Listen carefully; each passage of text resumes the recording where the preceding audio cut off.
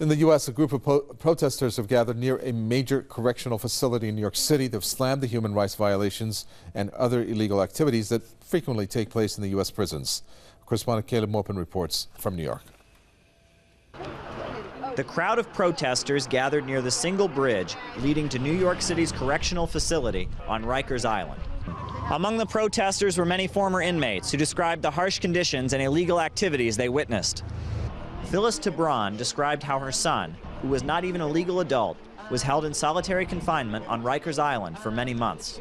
He spent 6 months at one encounter, 6 months in solitary confinement as a teenager, and I had to see him every week just so he wouldn't lose his mind, because he was telling me, he was like, "Mom, I literally feel like I'm going crazy in here."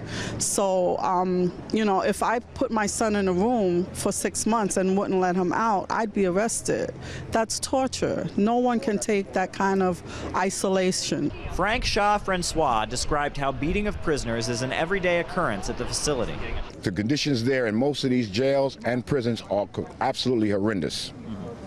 You're subjugated to multiple beatings by the police at their whim.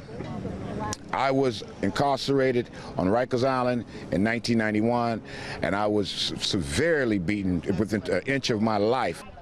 It has been revealed through recent investigations that a number of corrections officers have been involved in smuggling narcotics into the prison. There's been investigation for the shady COs that happen to bring drugs as well into it. And we know that the population at 85% are those that are users of drugs. So for them to continue that whole genocide of people, more or less, that has to stop. Investigations of the human rights violations, drug smuggling, and other illegal activities at the prison are currently being carried out by state and federal officials. These protesters say that action must be taken now to protect the over 14,000 people currently locked away. Caleb Maupin, Press TV, New York.